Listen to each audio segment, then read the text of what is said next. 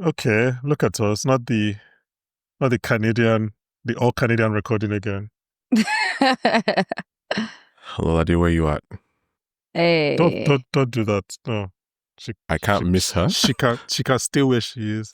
I was screaming. That's I amazing. don't. Wow. To be fair, I don't think Wait, she's where's like she right now? she's busy with school and work. But I think she's like 2 seasons behind us, slow, so she's not going to get this anyways.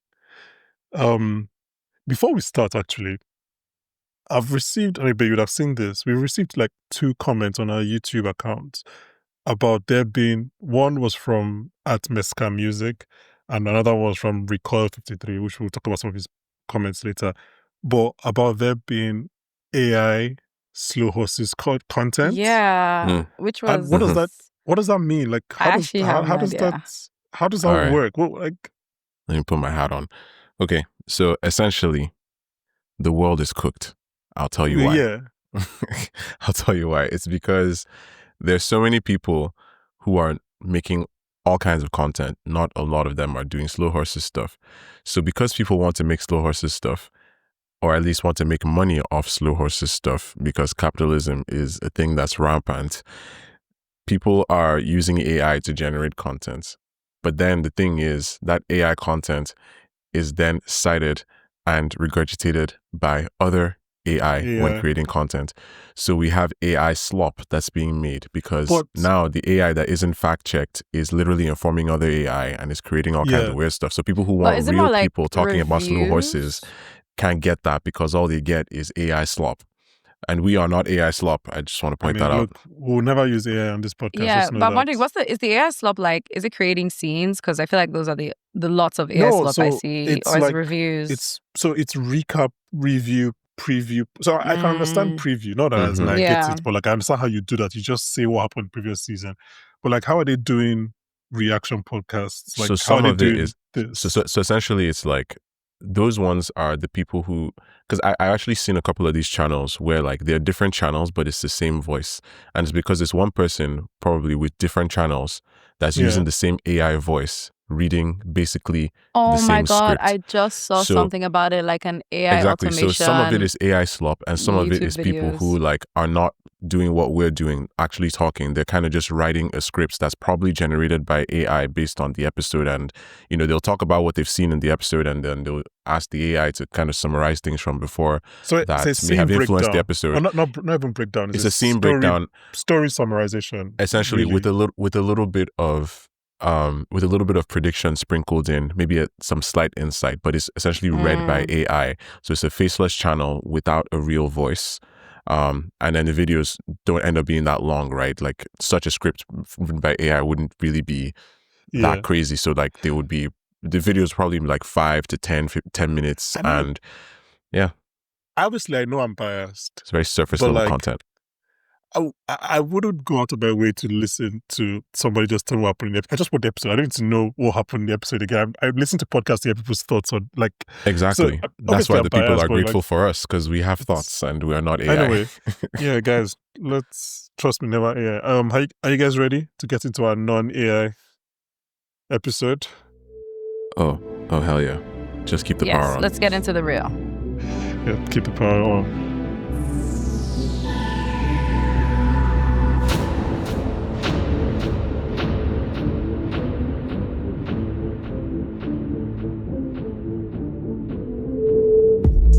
Fuck my giddy aunt.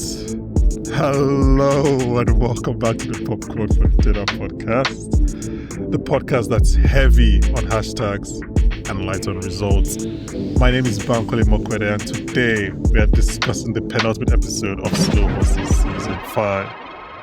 And joining me for this impromptu but very needed Claude Whelan performance review, once high and once pissed, it's Angel and Ebube. How you guys doing? Ebube, welcome back. First time in Slough House.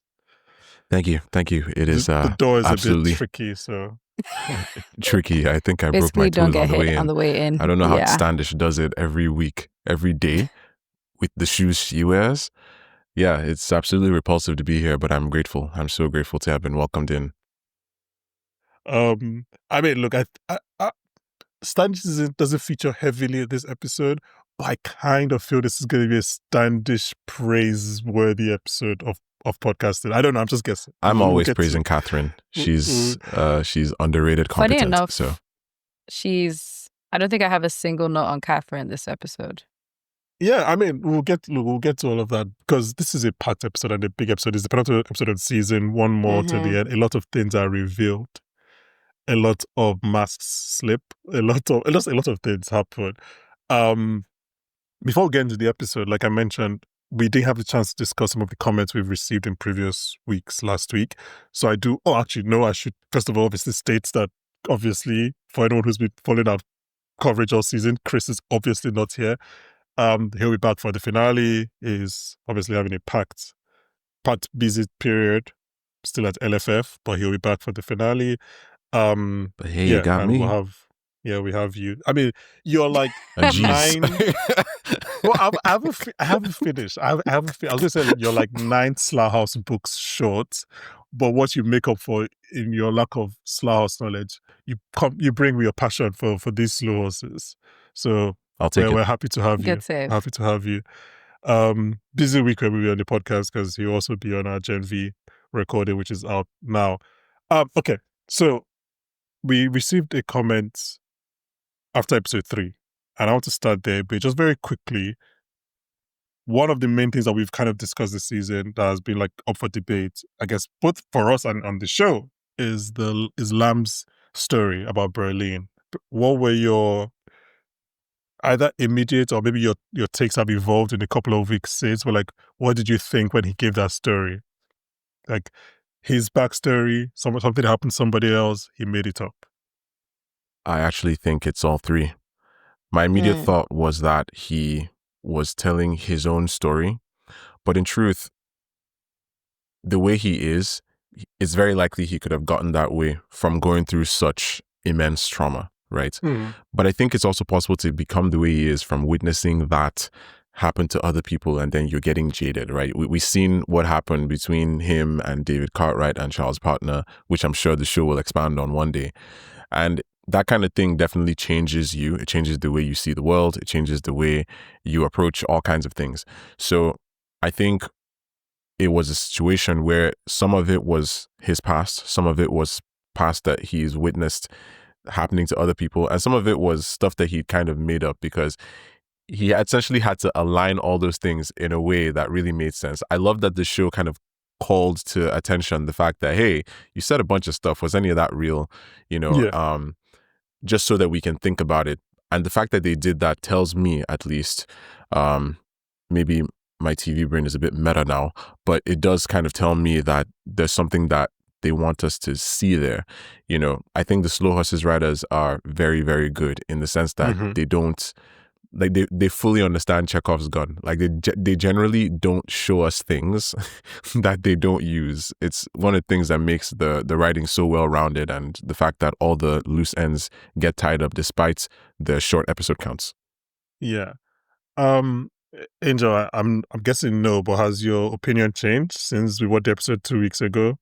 No, it hasn't changed. But I would say to your point, Ebube, definitely them putting in the show, like posturing it as a question in the show, was definitely for us to think about it. So yeah. I don't think we're ever gonna get the definitive answer. Backstory unabridged play by play. I think no, I don't think that. I think it's gonna be up to. But I think it's also like they know that, like we discussed a couple of weeks ago, this is kind of backstory we expect from a character like Lamb. So it kind of and they couldn't just jump that without like somebody being like, hey, is that true? Was that real? Exactly. Especially Catherine. So, this comment we received on that episode 3 from Recoil 53, I mentioned him earlier. I'll just read the comment and then we can touch on some things he mentions. He says, first of all, I appreciate you aren't AI, like we just mentioned, like a lot of Slow Horses content right now. And then his next line is, Cole's role so far is to drop some uncomfortable truths. Half of them seem to be ignored. Obviously, this is before episode 4, and Cole and Lamb and Cole dropped something else, but he does say that I mean Cole is very annoyed this episode, but like I think he's annoyed because I am really in River's shoes this episode, but we'll get to that when we talk about them.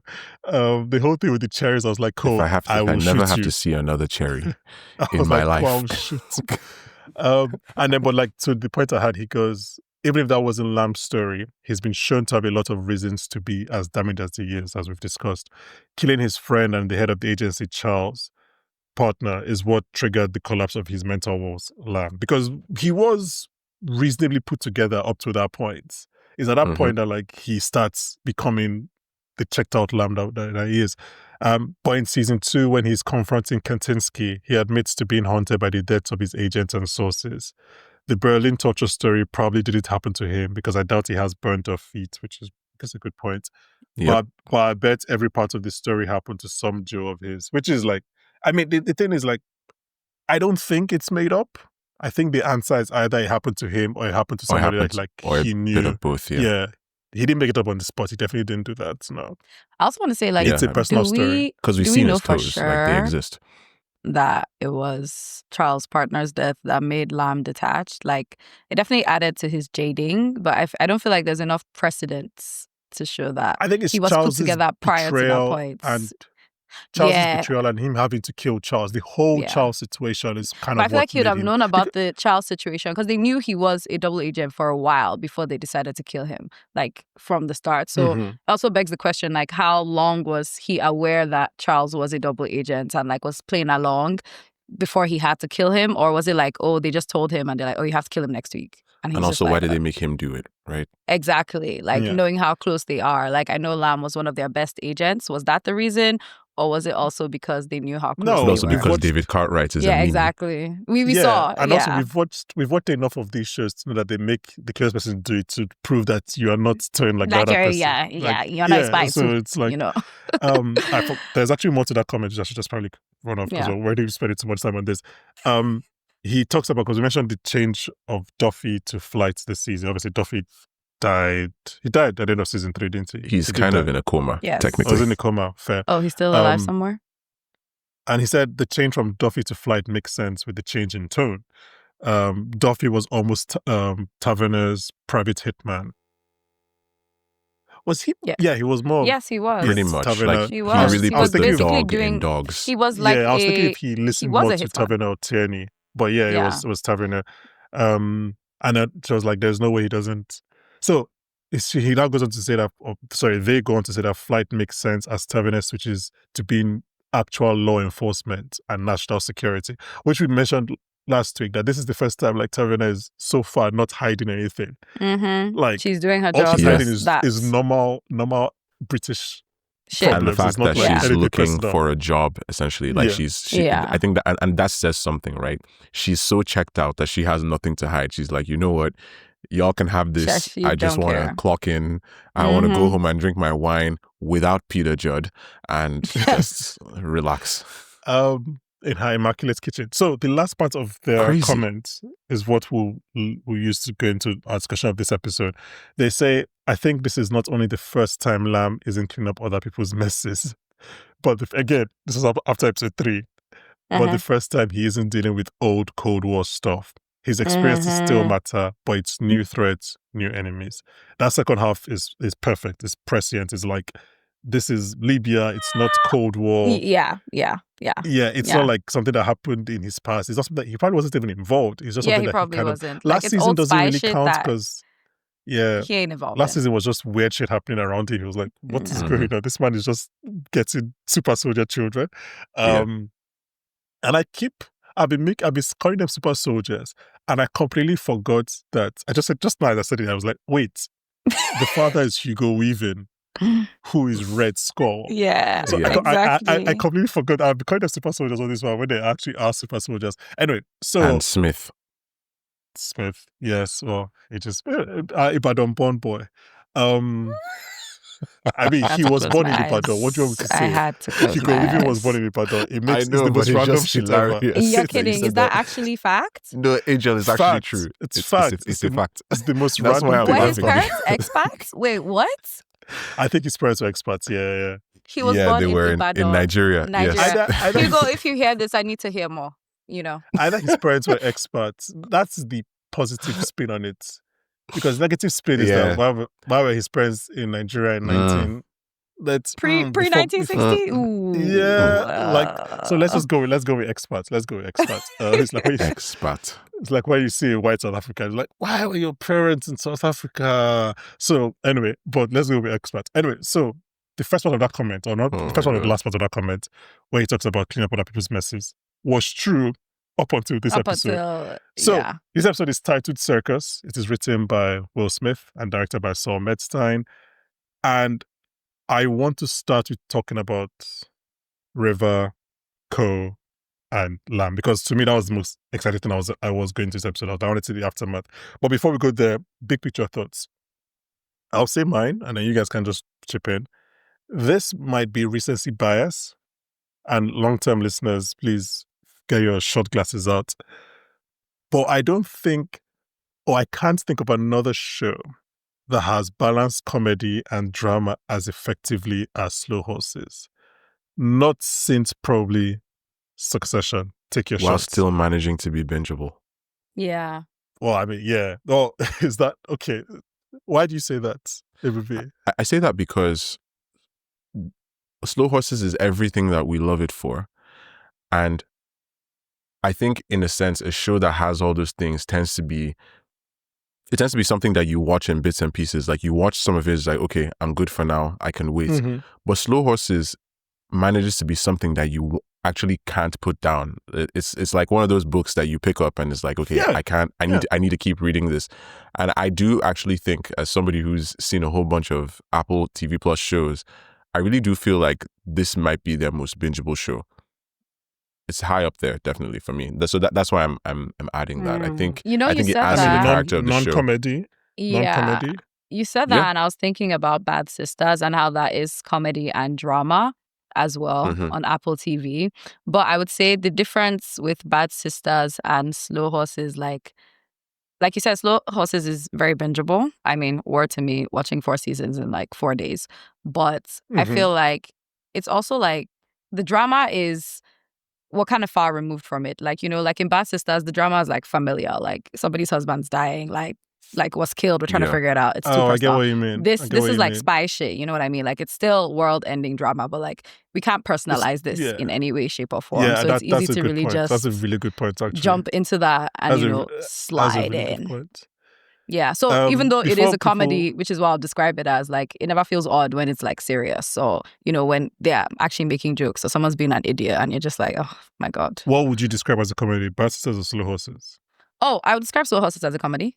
Yeah, I would describe it as a comedy drama. That's interesting. Yeah. Because a year ago, I don't know. Just on that, a year ago, I actually tried introducing some people to Slow Horses. I had just pretty much started it, and I said, okay, this show is really, really funny.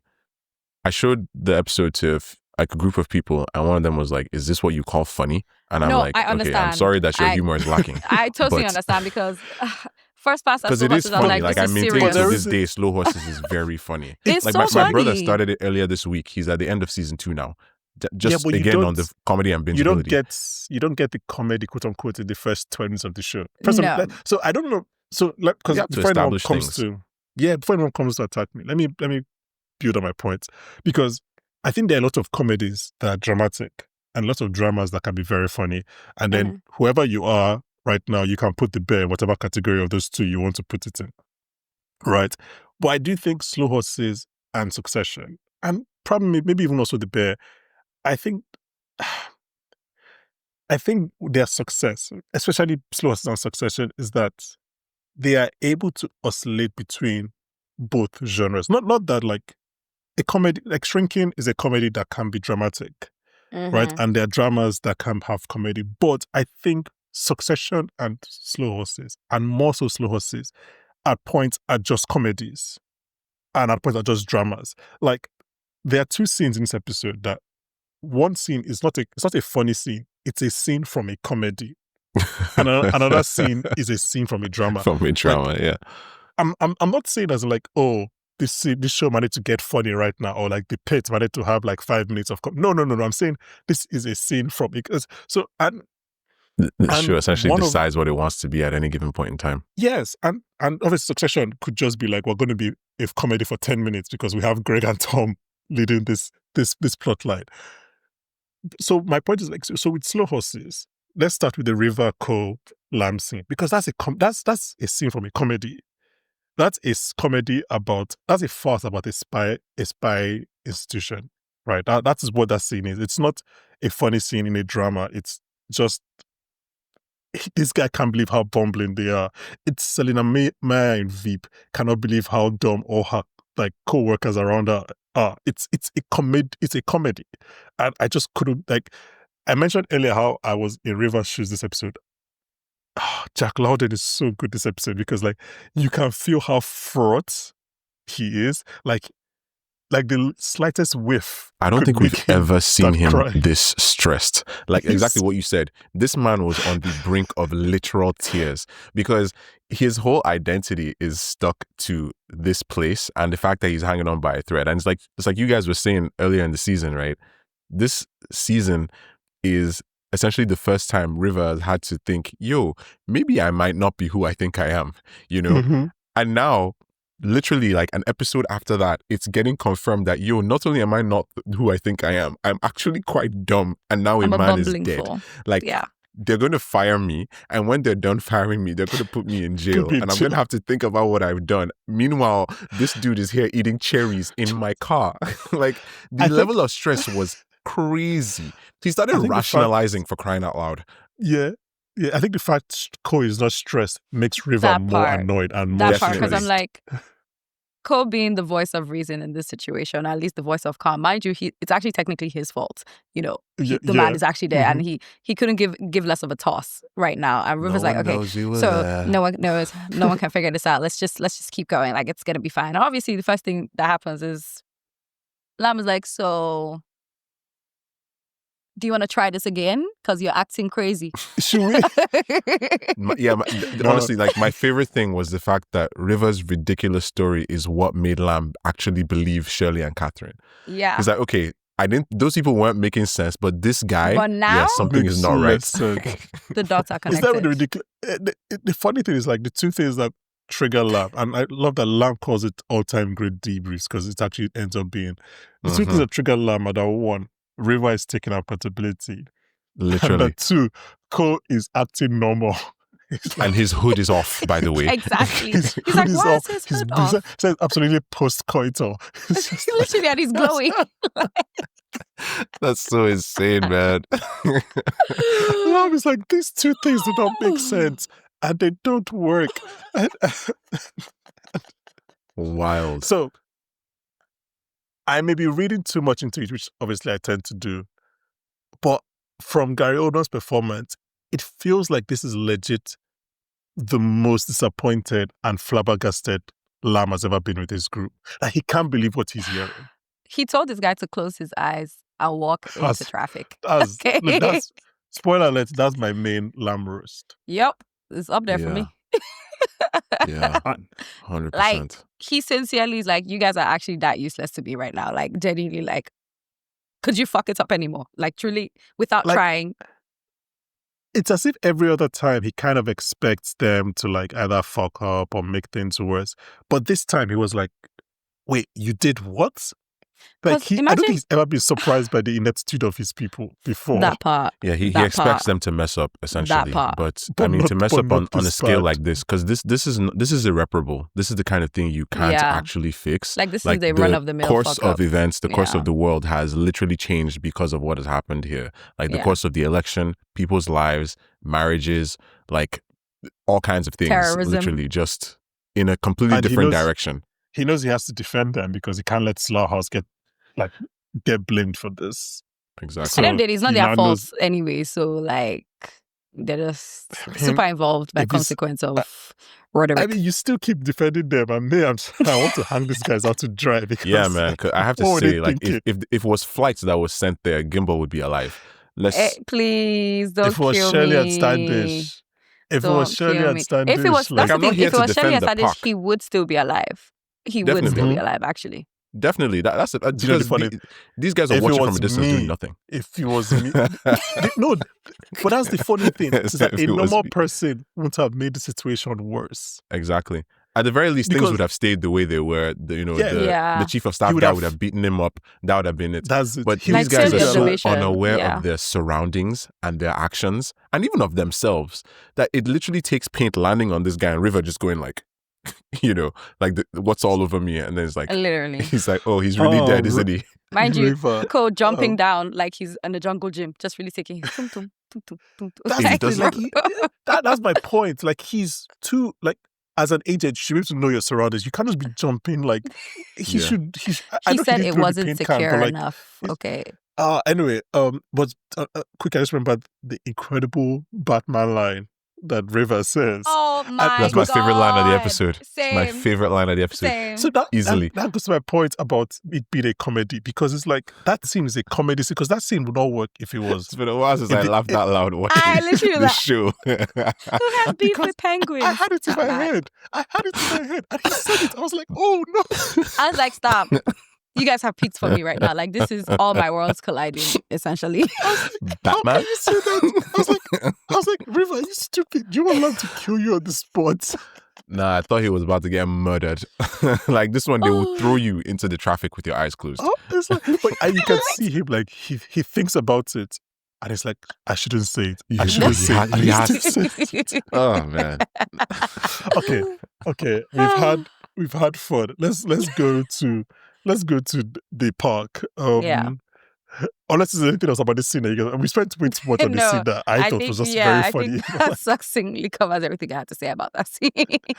Um, so Lamb goes to the park. Before we talk about Tara in depth, because Actually, before we even go to that, something I'd like to Yeah. mention is just how Mhm. shaky the spines of the terrorists are. Because what do you mean, start of the episode, you guys are ready to give up the plot because because they didn't kill the person, right? They're like, well, that's a wrap. It's done. So And then for you me, see that's that my you guys are second. like, That's my second funniest moment of the episode when he's like, "I'll drop you." Say, "I'll drop you too." literally, I'm like, Is it really not that deep? He's like, "I'll drop you But- too" immediately. Like that was his but- immediate reaction. I'll my kill you both. my second funniest comes in that scene actually is when in Angel's words, the bespectacled that word, God, Bespectacled. bespectacled. I forgot how Yeah. to speak English. Yeah. Bespectacled. But is when he's like he wants to leave, and then our boy Fadil Said from industry, and he just does this hand motion that is so ethnic. It's That like- is Like, literally. like, Like, It's like, get out of here, I beg. I was like, that's not in the script. Yeah. That's not a white man Yeah. cannot write that into a script. Literally. That's 100%. 100%. Like it's literally down to the performance of those guys. yeah. Because Yeah. the way these guys are generally even baffled at Gimbal's death, for example. Like that was Mhm. funny on This two main country. levels. It's like Literally. this fucking country. No, there was like Britain, like, oh my God. Like, they literally said this country is so fucked up. Because It's like you guys are doing our work for us. literally barely have to lift a finger. Such this episode. Oh god. Anyway, I forgot. I didn't realize how much I enjoyed this episode to just talk about it now. But like some things we can't talk about it now without time. But some things I mentioned which will probably come up in the finale is that he said he served under the guy in Yeah. glasses' Yeah. father. Mhm. I feel like there's probably one more familiar connection. Like I don't know if Tara's dad was also involved. 100%. I don't know, but I feel like there's Yeah. probably something else that's to come. Okay, speaking of Tara, so Lamb goes to the park to tell Diana and Claude about in a great scene about what he's figured out in terms of the plot, and he's telling Diana. Let me just go to nerd corner for 1 minute, guys. He's telling Diana about like the steps and how To destabilize, yeah. sorry, random. But I love when he's talking to Molly and he tells Molly that Cole figured it out. That just feels like I was like, River, Lamb, you're giving credit. Anyway, Mhm. so he He tells, does give credit. He just doesn't do Yeah. it to their faces. yeah, He's tells low-key proud of Diana- those idiots. yeah. Anyway, Sometimes. I agree with you. He tells Diana that like the steps and like is an old strategy, and there is like a half a second, and I want everybody to please just go back and watch the scene again. There's half a second where you see Diana thinking, and then Claude comes in with like fake news. Claude is like, Mhm. no, it was the mayor's son, but like, and you see her face, like it shows like, I don't know how to put it, but like it shows. It's a moment where, like, I agree with you. It's a moment where it's very clear that despite her best efforts to deny this guy because she doesn't want him to be right. She's like, this makes too much sense. I know exactly what he's talking about. And then it's stages, right? And Kristen Scott Thomas, amazing, right? Incredible. Because she goes from why are you disturbing me to recognition. Oh, okay, to oh wow, I see, to holy shit. Like, but she becomes worried. When she's in that holy, when she's thinking about it, Claude interrupts her, and then you see her face get angry at Claude. Yeah, irritated, like Claude's annoyance infiltrates her thinking, which is so good. Like, she's thinking about it, and then Claude just like, oh fuck, this guy's still here. Like, she's like, she forgot that he was in the room. And I thought it was so funny because like Lam, like she respects Lam. That's beyond. We can't argue about that. Since this episode, he has the most field experience. We have to listen to him. I love when she's like, I can't copy your pity. Like, you can't do that. That's one of my favorite scenes. You should bring forth your resignation before you die working of shame. Literally, before you die of shame working for that. Specifically said for that. If you are pitying me, then I am really, she's like, really, I can't really take done. that. But no, I think like, because even Father, she allows him in straight away. Like, she's like, look, I might not like Lamb, but I fully respect him and I know he knows what he's talking about. He's not going to just come in here like for no reason. But like that scene was so good because like you see her thinking about what Lamb is saying, and then Claude just infiltrated with his rubbish there. She's like, oh, this guy is here. Wow. Okay, let's talk about Tara and properly. Claude, how much of Tara's story did you guys believe? Initially, none. Quite, fair. I think she got me in the first half. I'm not gonna lie. See, that's the thing about men, eh? I knew you were going to say that. I knew you were going to do that. You don't have to do it, but I get where you're coming from. I get where you're coming from. Only because. Sorry, go ahead.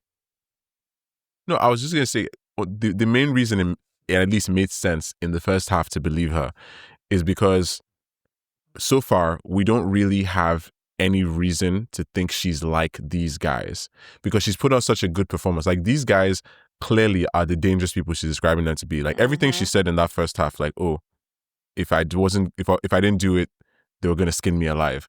And I'm thinking about the guy who's like, I'll drop you too. I'm like, yeah, I can see him skinning somebody alive 100%. So from then on, like, the next few things she says, I'm like, okay, this is probably true. But then I'm like, but wait. Claude. I started thinking about the fact, you remember what I said? These slow horses writers, Claude is making sense right now. don't, like, nothing goes to waste. And I'm like, at what point is this guy's absolute and incredibly exploitable weakness of an affinity for young girls, not in the Drake way, but an affinity for young girls? You can't be doing this every time. Like, do you want him to come for us? To us? Please try. Anyway, it basically, like, they use that, and obviously we're going to get into how big that becomes, but I just think it's interesting, you know? I mean, I'll say on the Tara thing, when I watched the episode, I was like, oh, I don't think I actually believed that. But then on rewatching, I was like, no, actually, I did believe her at this point in the episode. There's so let's talk about Claude. Assuming all the listeners don't actually know what fully happened in Thingy, Ebube, can you explain what the terrorist plan was, and if you can, the clues, because I got some clues, but the clues that we were given to what the plan was before it was revealed. I mean, the first thing, well, first of all, the plan with Claude, let's have explained like what their plan was with Claude and Tara. Yeah, so their plan essentially was to infiltrate MI5 because they understand that MI5 was the main blunt instrument that was used to essentially set their country into chaos and then leave them to pick up the pieces on their own, right? So in terms of Claude, you know, we've been wondering, I guess last episode, I would have called him, you know, somewhat competent. Is like he was showing this air of influence that made me think, okay, maybe I'm starting to see why this guy is in this job in the first place. Because I remember the first time I saw him, like at the beginning of the last, I'm just like, who this? But at the same time, right, he's doing everything kind of carefully. He tries to cover his ass, but he covers his ass in a way that a man does when he's guilty of something he knows he should be ashamed, he should be guilty of. And he covers his ass in a way that like he's trying to kind of hide things because he's worried about his image.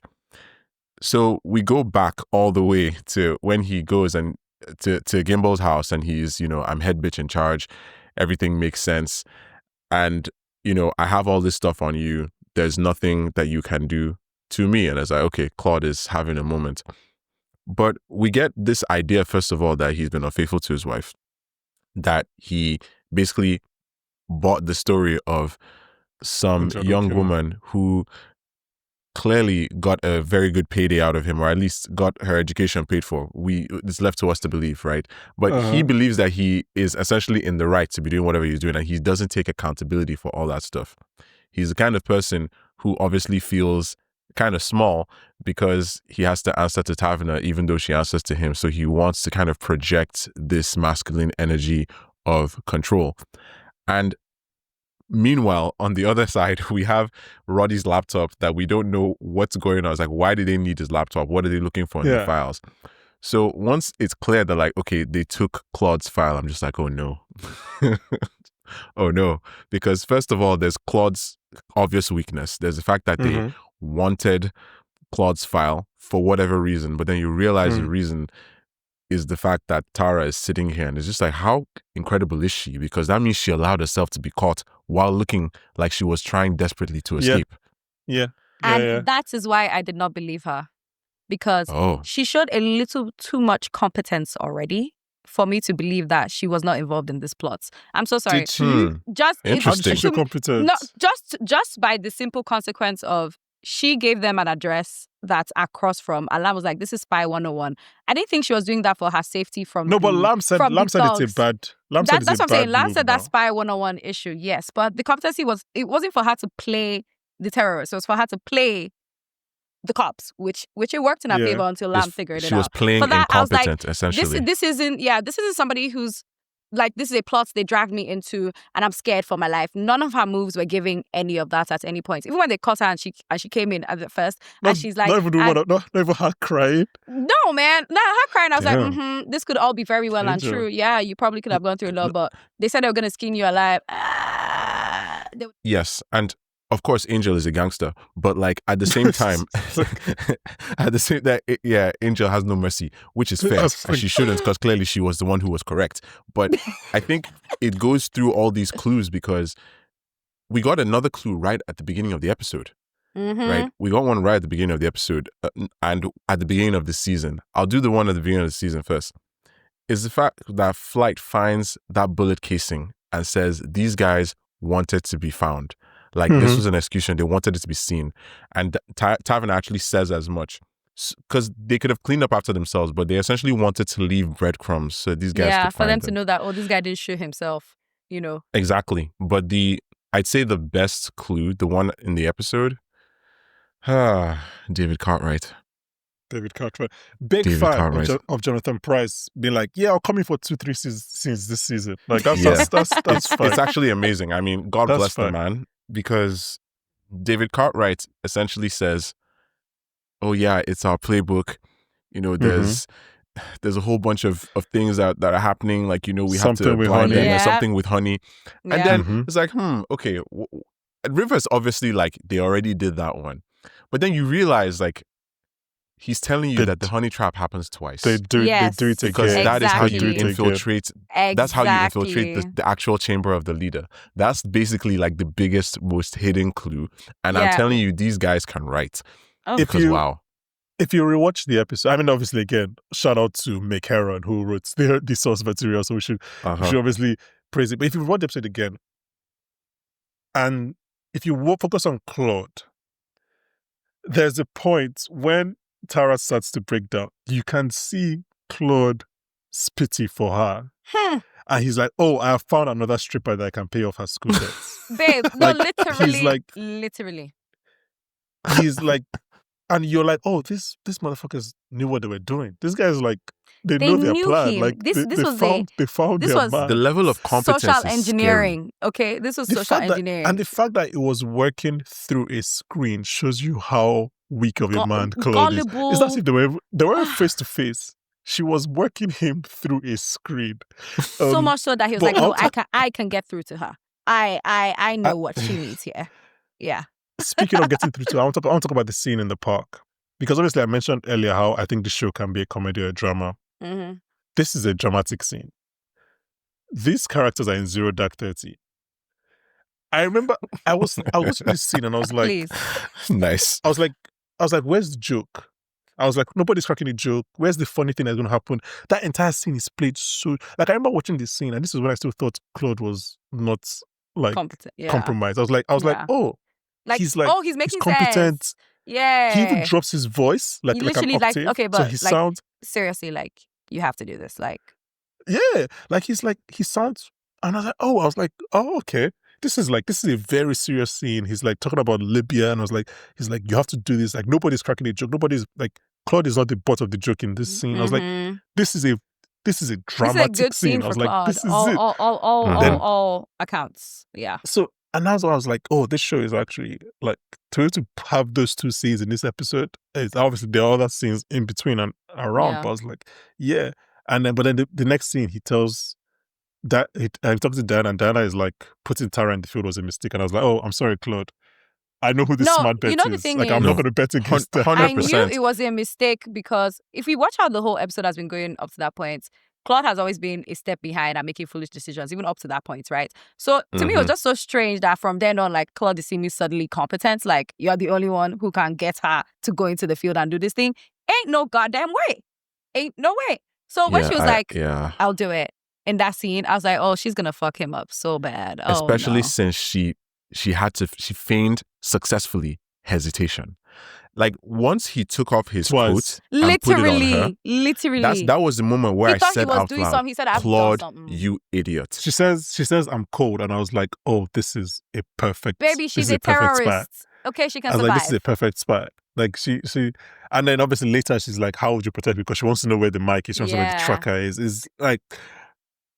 Just in case anyone was confused as to what the writers Like, maybe were trying she's to say even about... the leader of the group. I think At so, this point. honestly. Like, The way she moves, like genuinely. think about the guys, except that, Farouk that wanted to kill everybody. The rest of them don't seem too Do we ginger. know his name is Farouk? We do. Do you know how I know this? I played it with audio description. His name is Farouk, and the bespectacled His name is guy's Farouk. name is I can't remember, but I had to remember his name was Farouk because I was like, this one is ready to kill at any point. It's going drop. Yeah. Chill. Yeah. But like compared And to the her rest of them, epic is flawless. Just her another random lie history she dropped. with the country and just like She the even way she sounds moves, kind of her whole French. demeanor, it doesn't give, She did live in they France. pulled me to this plot. It's giving like, I helped them write the plan for this. Okay, this is my inner workings.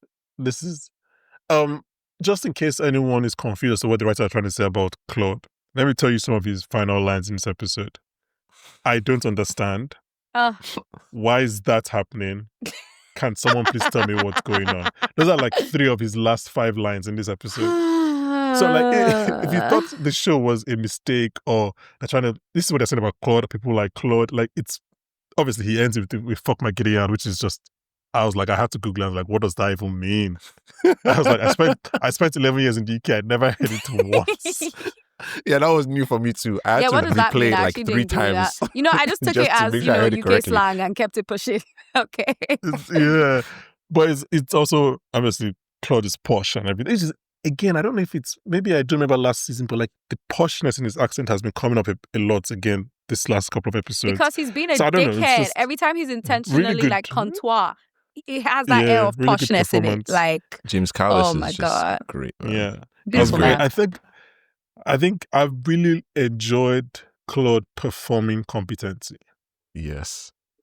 Like, Because last season was James just Callis Yeah, pretending last to is be just Claude, nonsense. who is pretending to be competent. Yeah. Yeah. Or because he thinks he's competent. And I really, like I said, that scene You in the know park he is knows he's pure... not competent. If he knew No, he was I think- competent, I when he think was he shouting actually at is like Diana, Roddy in that way. when he was No, shouting I- at yeah, I no, think he thinks he's I think he believes. I think he's not unaware that he didn't get his position because he's the best for this position, right? But Mhm. he feels like he's here, so he should get the respect for that. And I feel like it's very clear in how Yes. he speaks with Diana and how he relates with her, because even as much as he tries to assert his dominance, even when she do not listen to that domination, he's just like, okay, well, I tried. I mean, I think there are you know. levels. Like, she shows him like 3 times this Literally, episode. She's just- literally. Yeah, and he knows that she is more competent than he is, Yeah. and Yeah. that's where the insecurity comes from. Exactly. But I That's think why he's on always some trying level, to like prove. what Bankole is saying is correct in the sense that he actually believes that there is a level of competence in him that is not appreciated, and he needs that to be appreciated because he is the head bitch in charge. So it's like these two things are fighting at all times, and that's why the performance is amazing, because it's that clash of ideals inside your head that leads to you going out of your way to be extra nice to somebody you've just arrested and putting her out in the field for yourself. Like, she doesn't work for you. She's like, if the code thing told me, okay, this is bad, I knew it was terrible when Diana came. Like, the show had Diana show up and say she is not a trained agent. Literally. I was like, man, it's over. Even when Flights was like, oh, let me go with her, you know, she might be overwhelmed. And he's like, no, we don't want to alert. How many field ops have you run, bro? Fair. Yeah, literally. Flights is literally like, man, look, she doesn't want to do it. We should actually abort mission. 100%. The fact that Flight says that, like, Flight is normally somebody, she's like, this is the dogs, right? Like, they just do what they're told. Listen. They don't normally ask questions. But even Flight is like, this could be an issue.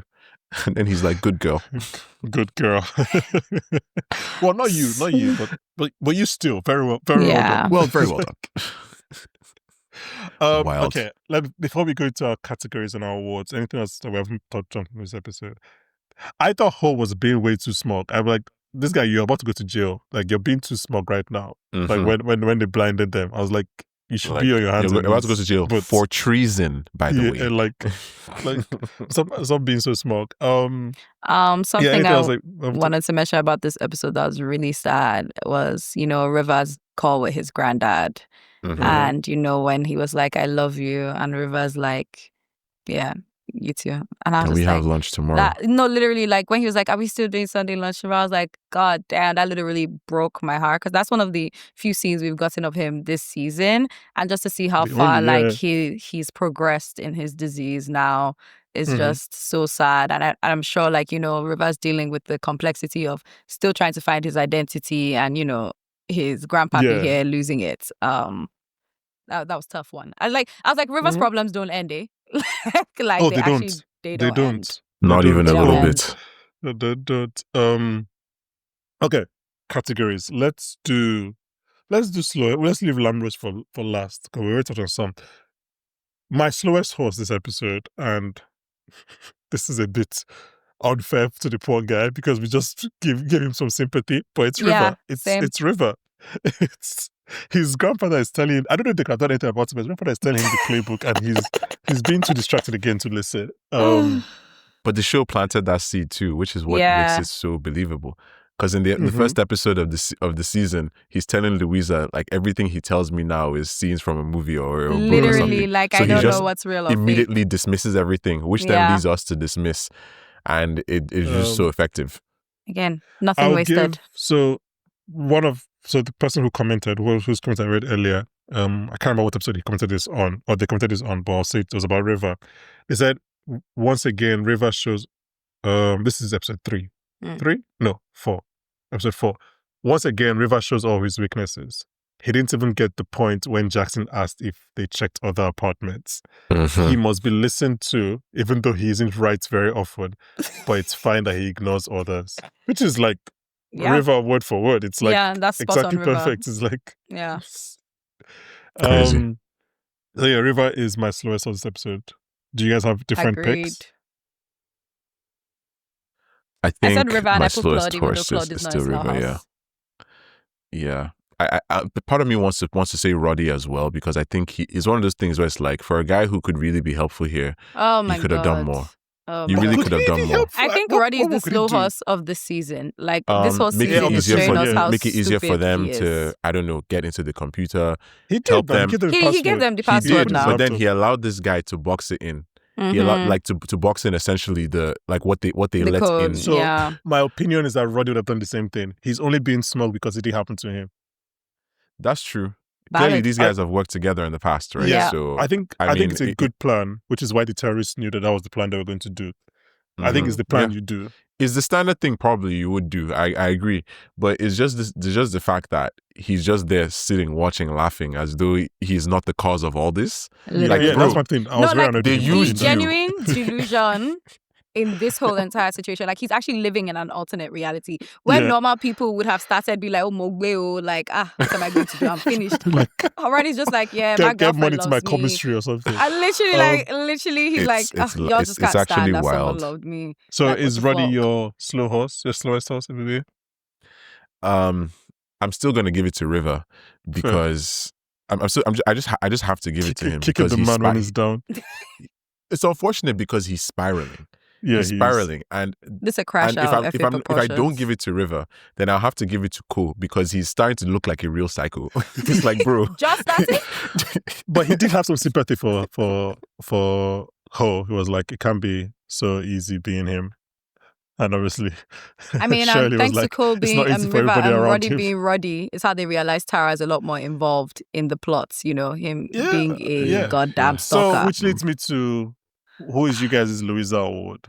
Shelley! Come on, bad day. Shelley, really? Okay, that's good. She stayed working on this plot. Like, hello, she stayed working on the plot. Her and Standish, honestly. But like we said, Standish doesn't really, like, do we really count I don't Standish? like to call Standish a slow horse. But obviously, Chris made a good point last week that she is there.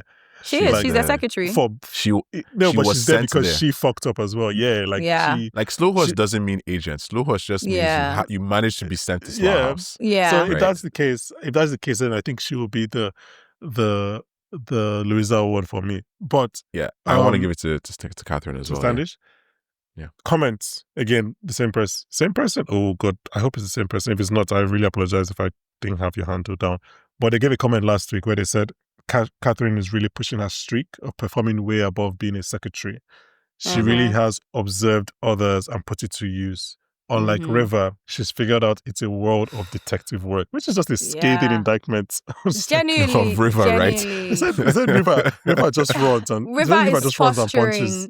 Catherine has the skills. Like, she has actually observed and acclimatized and absorbed the skills. Now she's applying them. Versus River was taught the skills, has been posturing to be the best at said skills, and is just mediocre at best. ATP. Jeez. River really wants to be Tom Cruise in Mission Impossible when really he should be Sherlock Holmes. Model. He'd be watching those running montages and he's like, yeah, I got somewhere to go.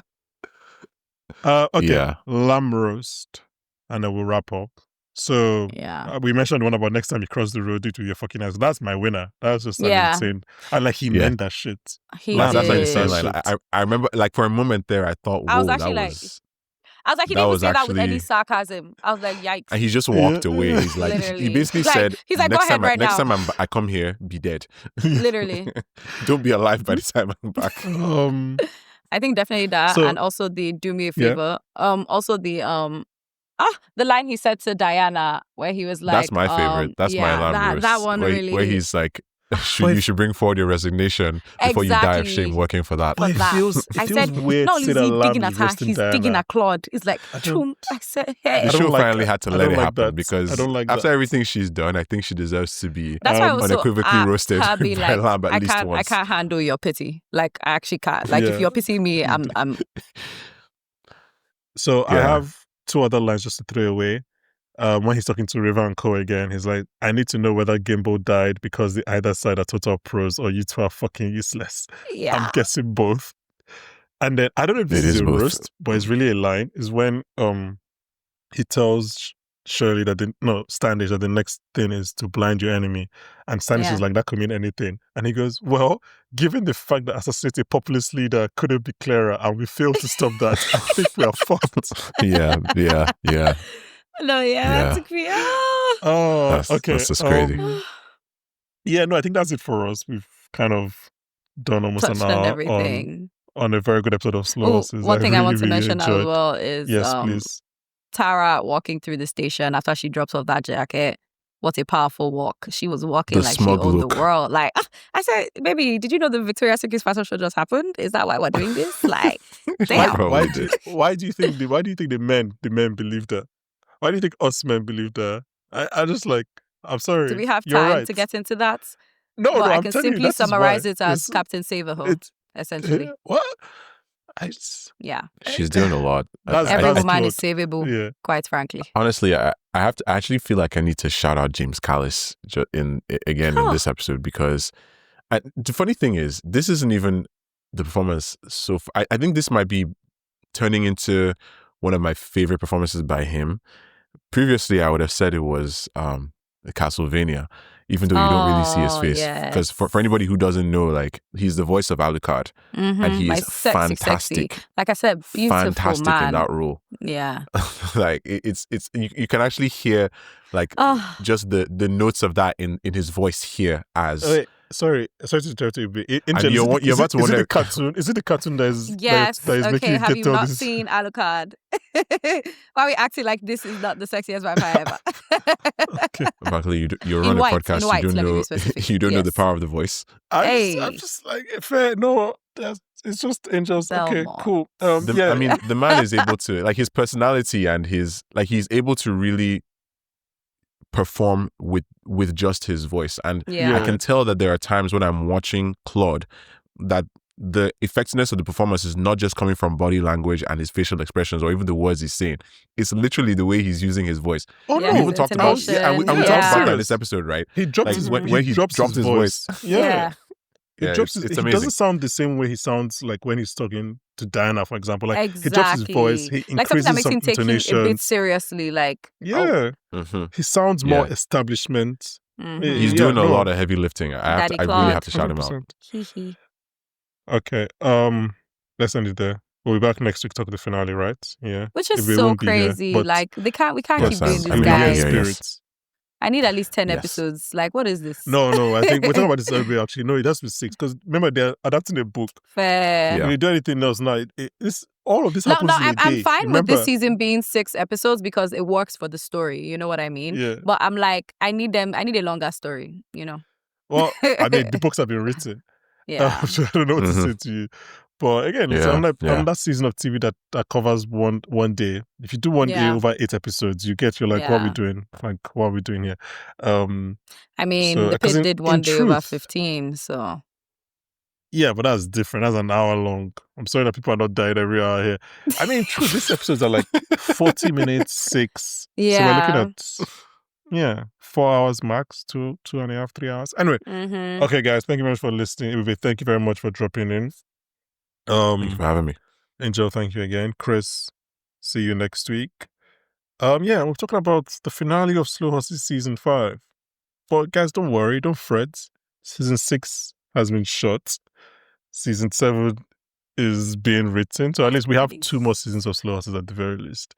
And there's obviously, as we mentioned last week, coming out next week is Down Cemetery Road, which I don't necessarily think will be up to the standard of Slow Horses, but I hope to be proven wrong. But at the same time, I also think that Ruth Wilson and Emma Thompson is worth the price of admission. Exactly. Alone. So I'll watch, no matter how bad it is, it can't be that bad with 2 of them in it. So thank you very much for listening, guys. Please rate, please review, please subscribe. Please tell your friends who watch Slow Horses. And join us next week when we join by Oscar winner, Daniel Kaluuya. Bye, guys. Bye.